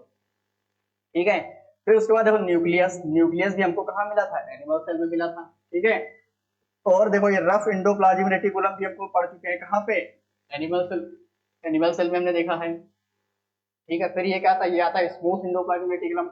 हमने आपको बताए थे ना कि दो तरह के रेटिकुलम होते हैं, कौन से, स्मूथ इंडोप्लाज्मिक रेटिकुलम और रफ इंडोप्लाज्मिक रेटिकुलम। नाम याद रखें, स्मूथ और रफ इंडोप्लाज्मिक रेटिकुलम याद होगा, उसमें क्या करना, दो चीजें ऐड कर देंगे, एक तो स्मूथ एक रफ, दो चीजें हो गई, सीधा सीधा सिंपल तरीका याद करने का। और फिर गोल्गी वेसल्स हमने देखा था, राइबोसोम से हमने देखा, तो ये स्ट्रक्चर क्या है जो हमने पढ़ रखे हैं वहां भी देखे। ठीक है, अब ये देखो साइटोस्केलेटन होता है, साइटोस्केलेटन में क्या होता है, छोटी कुछ ऐसी चीजें जो प्लांट सेल में ही पाई जाती है। ठीक है, अब आप इसको देख सकते हैं, समझ सकते हैं अच्छे से। और एक चीज यहाँ पे देखो, न्यूक्लियस जो होता है, जैसे यहाँ पे अभी आपको हम दिखाते हैं एनिमल सेल में, ये देखिए एनिमल सेल में जो है, एनिमल सेल में जो भी देखो रहेगा, एनिमल सेल का जो स्ट्रक्चर देखो है, इसमें देखो न्यूक्लियस जो है। अब देखो न्यूक्लियस के अंदर क्या है, क्रोमैटिन धागे पड़े हैं, क्रोमैटिन तंतु इनको बोलते हैं, क्रोमैटिन फिलामेंट बोलते हैं। तो वो देखो धागे जिसमें पड़े हैं ना ये, इन्हीं धागों में क्या होगा, क्योंकि यहाँ पर जो लिक्विड है उसको क्या बोलते हैं, साइटोप्लाज्म। यहाँ पर जो लिक्विड कोशिका कोशिका के अंदर जो लिक्विड देखो पड़ा हुआ है, सारा क्या लिक्विड, कलर आपको चेंज दिख रहा है ना, येलो कलर का, येलोइश कलर में है ये। तो क्या है, ये कोशिका के अंदर जो लिक्विड है उसको बोलते हैं साइटोप्लाज्म। ओके, और ये एक न्यूक्लियस है, न्यूक्लियस के अंदर क्या होगा, न्यूक्लियस के अंदर भी एक द्रव होगा, क्योंकि न्यूक्लियस के अंदर क्या डीएनए है। ये क्या है, डीएनए है, क्रोमैटिन तंतु वगैरह पड़े हुए हैं। अब देखो ये क्या है, ये न्यूक्लियस जो है, न्यूक्लियस के अंदर भी क्या बताएगा, एक द्रव्य होगा, क्योंकि इसके अंदर भी कुछ चीजें डिप्लॉय हैं, वो हम लोग देखेंगे जब न्यूक्लियस हो तो आपको बताएंगे कि क्या क्या चीजें इसके अंदर पाई जाती है। तो अगर यहाँ पर न्यूक्लियस है तो इसके अंदर क्या है, इसके अंदर भी कोई द्रव्य भरा हो, कौन सा द्रव्य है, इसके अंदर जो द्रव्य है उसको बोलते हैं न्यूक्लियोप्लाज्म। क्या बोलते हैं, न्यूक्लियोप्लाज्म। अभी हमने वहां पे देखा साइटोप्लाज्म, ये है न्यूक्लियोप्लाज्म, और दोनों को मिला देंगे तो बन जाएगा, क्या बन जाएगा, प्रोटोप्लाज्म, जिसको बोलते हैं जीव द्रव्य, जीव द्रव्य। ठीक है, याद रखिएगा, अभी आपको नोट करवा देंगे, आप नोट कर लीजिएगा, नहीं तो भूल जाएंगे, फिर क्लास होने के बाद आप भूल जाएंगे फिर चीजों को। ठीक है, तो दो चीजें हमने देखी, दो प्लाज्म देखे, कौन से, साइटोप्लाज्म और न्यूक्लियोप्लाज्म। साइटोप्लाज्म कहाँ पाया जाएगा, तो साइटोप्लाज्म होगा जो किसमें हुआ, कोशिका के अंदर। और न्यूक्लियोप्लाज्म किसमें होगा, न्यूक्लियोप्लाज्म होगा जो न्यूक्लियस के अंदर है, मतलब केंद्रक के अंदर। केंद्रक को क्या बोलते हैं, न्यूक्लियस बोलते हैं। अब न्यूक्लियस के अंदर जो क्या पाएगा, जो प्लाज्मा मतलब द्रव्य जो पाया जाएगा उसको क्या बोलेंगे, न्यूक्लियोप्लाज्म। और साइटो मतलब अभी हमने पढ़ा था ना, साइटोलॉजी में पढ़ते हैं किसका अध्ययन करते हैं, कोशिका का अध्ययन करते हैं, तो वहीं से हमने क्या लिया, साइटो, वहां से साइटो लिया, प्लाज्मा मतलब द्रव्य। जैसे यहाँ पर न्यूक्लियोप्लाज्म आएगा तो न्यूक्लियो क्या है, न्यूक्लियस, और प्लाज्म मतलब द्रव्य, दो चीजें मिल गई। तो यहाँ से आपके दो क्वेश्चन सॉल्व हो गए। एग्जाम में पूछा जाएगा आपसे न्यूक्लियोप्लाज्म क्या है, साइटोप्लाज्म क्या है, साइटोलॉजी क्या है, कितने सारे क्वेश्चन आपके हमने अभी तक बता दिए। अगर आप अच्छे चीजों को देखे होंगे, नोट्स रेडी करेंगे, तो आपको बहुत सारे क्वेश्चन मिलेंगे, कितने ही टॉपिक से मिलेंगे। ठीक है, तो यहाँ पर चीजें हो गई, आप इसको याद रखिएगा, नोट्स जरूर रेडी करिएगा, नहीं तो फिर क्या होगा, प्रॉब्लम होगी आपको। अब देखिए हमने आपको जो बताया, आपको हम ये जो पिक्चर दिखा रहे हैं, ये जो इमेज दिखा रहे हैं, इसको आप बनाइएगा जरूर अपने कॉपी पे। आपने सेल नहीं बनाई कोई बात नहीं, सेल बनाने की जरूरत भी नहीं, क्योंकि हम आपको बता देंगे, शॉर्ट तरीके से बताएंगे बिल्कुल। कोई बहुत ज्यादा तरीका, बहुत ज्यादा मतलब आपको मेडिकल की तैयारी नहीं करनी, जो आपको बिल्कुल डिटेल में जानना हो, शॉर्ट शॉर्ट तरीके से बताएंगे, आराम से आपकी चीजें कंप्लीट हो जाएगी। ठीक है, तो हम लोग यहाँ पे देखेंगे, ये क्या है, कोशिका है, क्या है, कोशिका है। और कोशिका के अंदर देखो ये जो द्रव्य भरा हुआ क्या है, ये सेल वॉल। ये देखो, ये जो दूसरी पहली परत है, ये कौन सी, सेल वॉल है। अब देखो ये जो सेल है ना, इसमें हम प्लांट एनिमल दोनों को रखेंगे। ठीक है, आपको बाद में डिफरेंस हम करके भी बता देते हैं।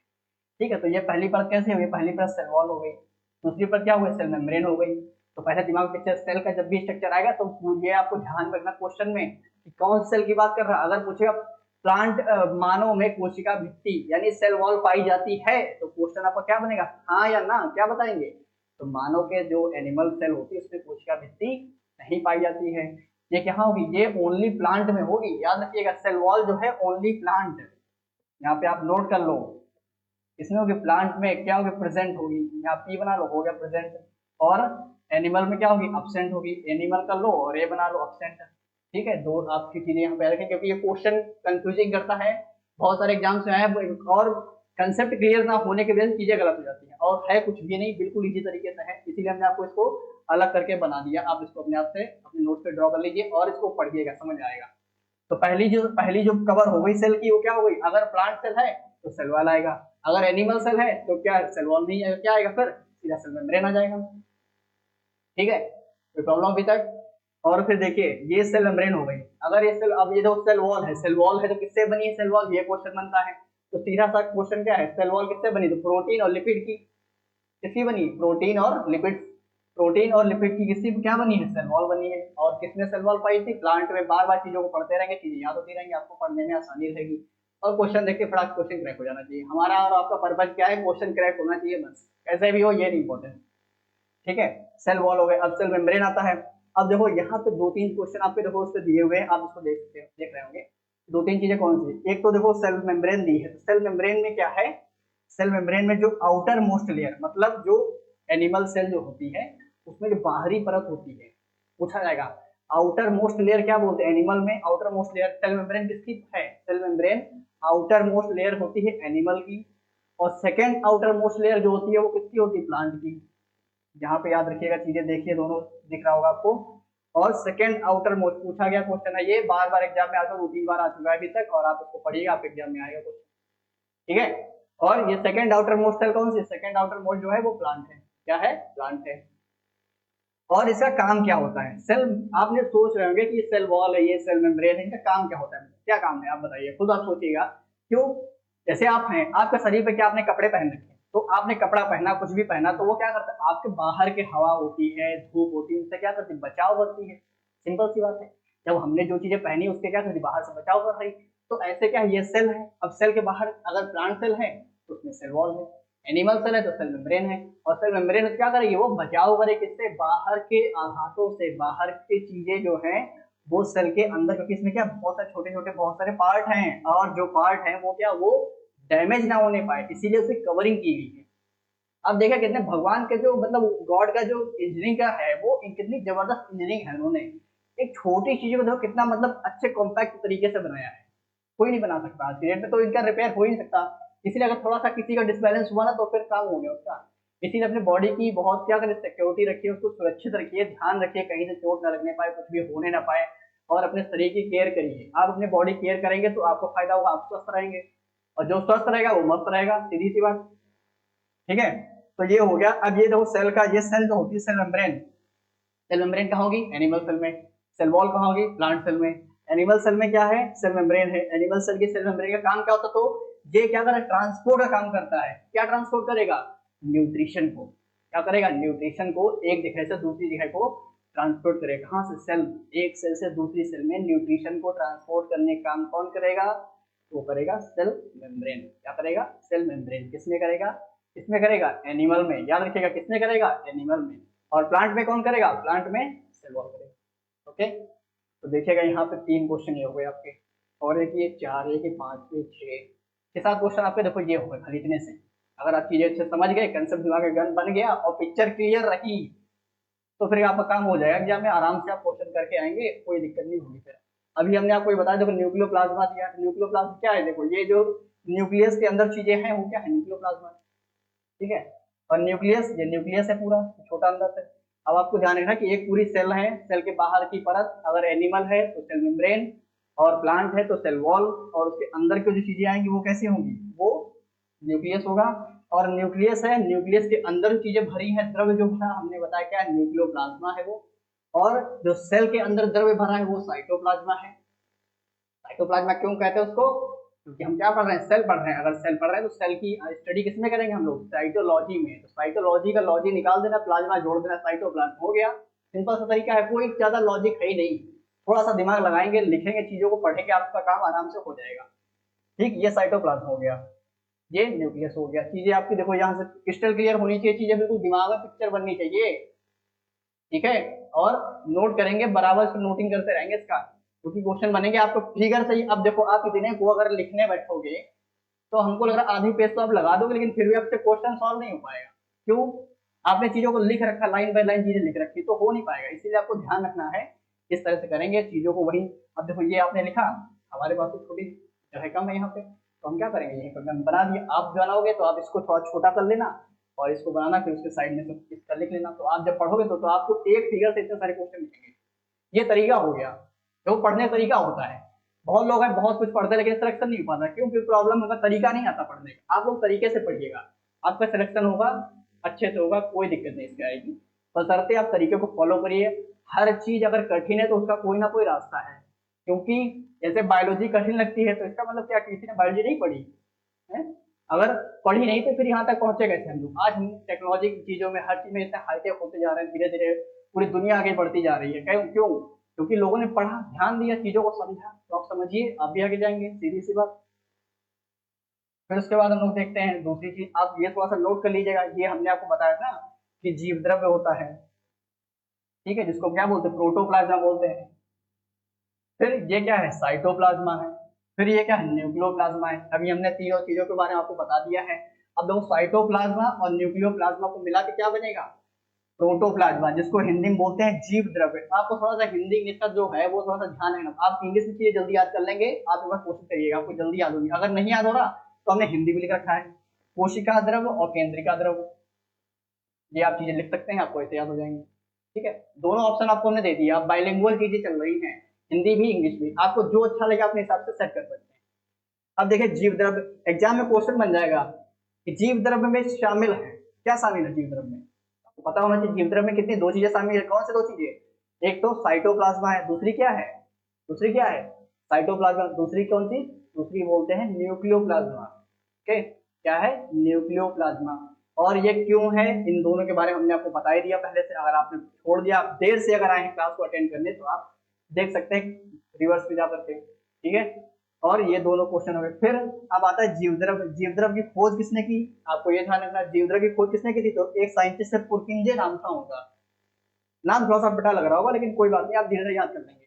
तो कौन साइंटिस्ट थे? पुरकिंजे थे। इनका नाम याद रखिएगा, पुरकिंजे। पुरकिंजे, क्या नाम है?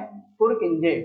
तो इन्होंने क्या किया? इन्होंने खोजा किसके? जीव द्रव्य को बताया इन्होंने। अब खोजा क्या? इनको पता नहीं था, इन्होंने स्टडी की उस पर, तो इन्होंने निकाला कि हाँ इसको ये बोलते, इसको ये बोलते, तो चीजें निकल कर आ गई, पुरकिंजे ने किया। और ये जीव द्रव्य क्या है? जीव द्रव्य है क्या? आपने ये तो पढ़ लिया, साइटोप्लाज्म ये है, न्यूक्लियस न्यूक्लियोप्लाज्म ये है। अब इन दोनों को जोड़ के बन गया प्रोटोप्लाज्म। तो ये है कि आपके दिमाग में क्वेश्चन आना चाहिए, और अगर नहीं आया है तो आना चाहिए। आखिर क्यों नहीं आपके दिमाग में क्वेश्चन, ये आप सोचिए। क्योंकि पढ़ने का मजा आता है जब आप पढ़िए, आपके दिमाग में क्वेश्चन अराइज होने चाहिए। अगर क्वेश्चन अराइज नहीं हो रहा तो इसका मतलब आप सही दिशा से पढ़ नहीं पा रहे, सही चीजें समझ नहीं पा रहे। क्योंकि जो समझेगा उसके दिमाग में पिक्चर बनेगी, क्वेश्चन बनेंगे कि हाँ इसमें ये होना चाहिए, इसमें वो होना चाहिए, क्यों नहीं है। तो आप पढ़ेंगे, आपके ऊपर डिपेंड है आप किस तरह से पढ़ते हैं, किस तरह सोचते हैं। आपको हमने तरीका बताया कैसे पढ़ना है, इजी तरीका बताया, ज्यादा लिखने के चक्कर मत पड़िएगा, क्योंकि आपका एग्जाम ऐसा है कि उसमें चीजें देख करके आप सही कर लेंगे। ठीक है। फिर ये है क्या, जीवद्रव्य को बोलते हैं जीवन का आधार। ये क्या है, जीवन का आधार है। क्यों है भी आपको बताते हैं।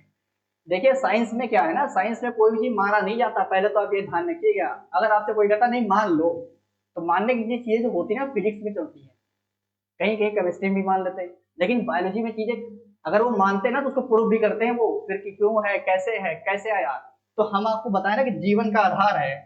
आपके दिमाग में क्वेश्चन बना चाहिए कि जीवद्रव्य जो है वो जीवन का आधार क्यों है, क्यों बोलते हैं उसका जीवन का आधार। क्योंकि ये कहाँ पाया जाएगा, ये जीवद्रव्य पूरे सेल के अंदर का लिक्विड वाला जो चीजें है ना, वही तो है ये पूरा। क्योंकि ये दो चीजों से मिलकर बनता है, इनसे और इनसे मिलकर बनेगा तो क्या होगा, जीवद्रव्य कहलाएगा। अगर ये जीवद्रव्य सेल के अंदर है, उस सेल का जीवद्रव्य सूख गया तो क्या हो जाएगा, आप सेल की डेड हो जाएगी। और इस तरह से पूरी बॉडी की करोड़ों संख्याएं जो सेल की है ना, वो क्या हो जाएगी, डेड कर जाएंगी। और डेड कर गई तो क्या, लाइफ खत्म, लाइफ क्या एंड हो गई। तो इसको क्या बोलते हैं, जीवन का आधार बोलते हैं। और इसमें क्या होता है, इसमें कुछ होता खास नहीं है। 80% जो भाग है वो किसका है, जल का है, वाटर होता है। 80% वाटर, ठीक है, 80% वाटर है इसमें, और कुछ नहीं। दो तीन क्वेश्चन है आपको पूछा जाएगा कि एग्जाम में कि जीवन का आधार क्या है, या पूछा है जीवन की सबसे छोटी इकाई क्या है। आपको पता हो गया होगा अब तक सारे क्वेश्चन के, हम जो पूछ रहे हैं आप सारे क्वेश्चन के जवाब दीजिएगा। जीवन का आधार क्या है, जीवन की मूलभूत इकाई क्या है, साइटोलॉजी में क्या किसको पढ़ते हैं, साइट और कोशिका की खोज सर्वप्रथम किसने की। इस तरह से क्वेश्चन बनाइए और अपने दिमाग में लेकर आइए, हमको बताइए, आप भी पढ़िए और कमेंट में बताइए आप इसके जवाब इन सबके आंसर दीजिएगा। ठीक है। और फिर इसके बाद हम लोग अब यहाँ पर आपको थोड़ा सा हम और बताएंगे, फिर उसके बाद हम लोग क्लास को ऑफ करेंगे। वो क्या है, जैसे हमने आपको बताया था ना कि प्लांट सेल एनिमल सेल के बारे में बताया, आपको हम बता देंगे, थोड़ा डिफरेंस बता देंगे, आप इसको नोट करिएगा, आपको चीजें क्लियर हो जाएंगी। ठीक है। और ये देखिएगा, ये जो प्लांट सेल है, देखो ये आपने रीजनिंग पढ़ी होगी ना, रीजनिंग अगर आपने पढ़ी होगी तो आप ये समझ गए होंगे क्या है ये। हमको बताने की जरूरत नहीं पड़ेगी, क्योंकि आपके रीजनिंग वाले सर बहुत ही अच्छे हैं, जो बहुत ही अच्छे से पढ़ाते हैं, चीजों को बहुत अच्छे से एक्सप्लेन करते हैं। तो आपने पढ़ रखा होगा तो कोई प्रॉब्लम नहीं। अगर नहीं पढ़ी है तो रीजनिंग पढ़िएगा, आपको अच्छी क्वालिटी मिलेगी रीजनिंग में, मैथ में कोई दिक्कत नहीं आने वाली। और देखिएगा ये जो प्लांट सेल है, देखिए, ठीक है, ये प्लांट सेल है और ये एक एनिमल सेल। अब देखो दो सर्किल आ गए, दो सर्किल। अब देखो ये जो है, ये क्या है, ये जो चीजें पाई जा रही है, ये जो क्या है, ये वो चीज है जो दोनों में है, प्लांट सेल भी है एनिमल्स में भी है, तो ये दोनों चीजें हैं। अब देखो प्लांट सेल में वैक्यूल हमने पढ़ा था ना, तो वैक्यूल क्या है, प्लांट सेल में जो वैक्यूल होता है वो क्या होता है, बड़ा होता है, तो क्या होता है, बड़ा होता है। एनिमल सेल में जो होता है वैक्यूल का, तो ये छोटा होता है वैक्यूल।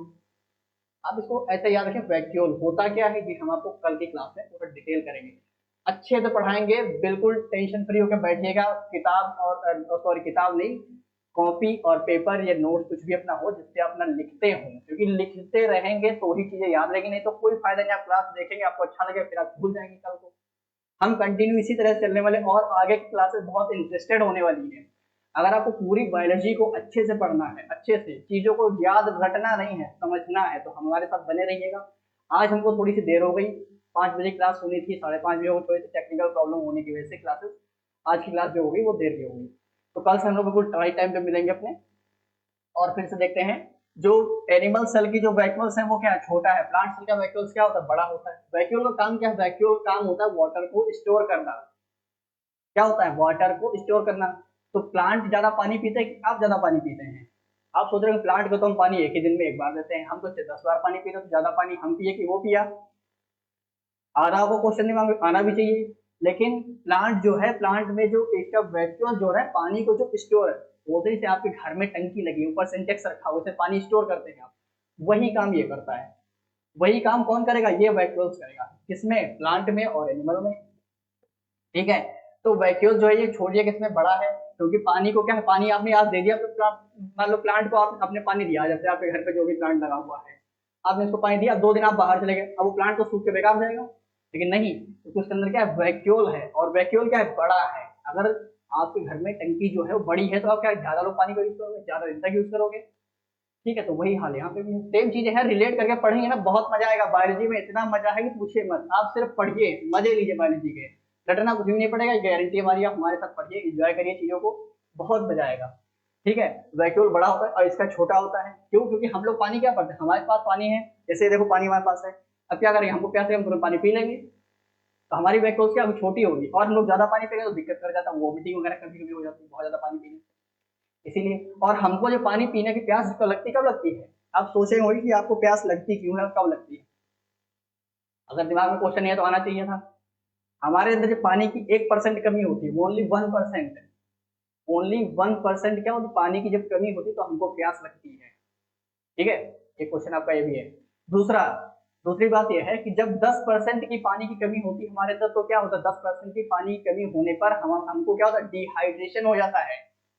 डिहाइड्रेशन, पहली बार तो शब्द नहीं सुन रहे होंगे, कि पता है आप लोग पहले भी सुने होंगे। डिहाइड्रेशन मतलब पानी की कमी होती है, हमको प्रॉब्लम्स होनी शुरू हो जाती है। जैसे गर्मी का मौसम चल रहा है, इस समय क्या होगा, डिहाइड्रेशन। आप ज्यादा धूप में गए, कहीं बाहर से आए, और दिन भर आप धूप में रहे, फिर बाहर से आए, फिर उसके बाद क्या हो, आपको चीजें लग रही है आज हम पानी खूब पीते जा रहे हैं, हमारी प्यास नहीं बुझ रही, तो क्या हो गया, आपके अंदर पानी की परसेंट, आपके अंदर अगर वैक्यूल जो आपका छोटा है, आपका क्या सिंटेक्स जो है ये छोटा है, इसका सिंटेक्स बड़ा है। अगर इसका सिंटेक्स बड़ा है तो उसको ज्यादा पानी मिल गया एक बार में, बाद में 2 दिन नहीं मिले कोई दिक्कत नहीं, लेकिन आपको क्या है, पानी चाहिए, क्योंकि आपका सिंटेक्स स्टोरेज सिस्टम है ना, वैक्यूल क्या है, storage system, water storage system बोलते हैं इसको। ठीक है, इसका क्या है, छोटा है, इसको पानी तुरंत चाहिए। अब आपके, अगर आप दिन भर बाहर घूम करके आए, खेल करके आए, तो आप शाम को आके घर में पानी पे पानी पिए जा रहे हैं, पानी पानी पिए जा रहे हैं, लेकिन क्या है, प्यास ही नहीं बुझ रही, आप भी परेशान, पानी की आगे प्यास कमी जा रही है। तो क्या, वो 10% पानी की कमी हो गई आपके अंदर, इसलिए पानी की प्यास नहीं जा रही। आप उसमें क्या करिएगा, 1 गिलास पानी लीजिए, उसमें नमक डालिए, थोड़ी सी चीनी डालिए, मिक्स करके और लिक्विड बना उसको अच्छे से पी लीजिए, तुरंत आपको 1 गिलास पानी में ही राहत मिल जाएगी, क्योंकि आपके अंदर मिनरल्स की कमी हो गई। ठीक है, आपके अंदर मिनरल्स की जो कमी हुई, तो वो आपको प्यास जो है ना बुझने नहीं पा रही थी। आप कितने भी, 1 गिलास नहीं, आप 1-2 बॉटल्स पानी पी रहे थे, तब भी कोई फर्क नहीं पड़ता, क्योंकि पानी की मात्रा जो थी वो मिनरल्स की कमी होती है। तो 10% जब कम होगा तो क्या होगा, डिहाइड्रेशन हो जाएगा। और 1% जब कम होगा तो क्या होगा, प्यास लगती है, कब लगती है, 1% कम होने प्यास लगती है, 10% कम होने डिहाइड्रेशन हो जाता है। आपको पता चल गया ऐसी चीजें। इसी तरह से इंटरेस्टेड इंटरेस्टेड चीजें आपको मिलती रहेंगी, आप उनसे जुड़े रहिएगा इस प्लेटफॉर्म पे, आपको अच्छी चीजें मिलेंगी, आप छोटे बड़े डॉक्टर खुद ही बन जाएंगे। ठीक है, तो ये आपको ध्यान रखिएगा। अब यहाँ चीजें खत्म होती हैं, फिर उसके बाद हम लोग चलते हैं अपने जहाँ पर आते हैं। और क्या हो गया, अब यहाँ पर आज की हमारी क्लास जो होती है ओवर होती है। और जैसा कि हमने आपसे पहले कहा था कि जुड़िए हमसे यूट्यूब के प्लेटफॉर्म पे, टेलीग्राम पे, आपको चीजें मिलेंगी, पीडीएफ वगैरह मिलेगा। और फेसबुक पे जुड़िए, लाइव रहिए, यहाँ से हमारे साथ जुड़िए, देखिए क्लास के मजे लीजिए, आपको मजा आएगा। ठीक है, और इसी तरह से हम आगे क्लासेस को, अब हमने आज जो आपको सेल्स के बारे में बता दिया, अब कल की क्लास जो होगी उसमें हम लोग एक एक टॉपिक सेल्स में जो 11 अंग आपको बताए ना, उस पे एक एक अंग को उठाएंगे, पढ़ेंगे, और हर एक अंग, जो हर एक कोशिका के जो अंग हैं उन पे 5-5, 4-4 पॉइंट का नोट्स बनाएंगे, उसी नोट से हमारे एग्जाम में क्वेश्चन बनेंगे, और आपको क्वेश्चन सॉल्व होंगे, एग्जाम में आप कर जाएंगे, आपको अच्छा लगेगा। ओके, ठीक है, फिर मिलते हैं हम लोग कल 5 बजे के टाइम में। सब लोग टाइम याद रखिए, आज थोड़ा सा गड़बड़ हो गई तो इस वजह से टाइम की लेट हो गया। अब हम लोग बाकी कल मिलते हैं। ठीक है, ओके, बाय बाय।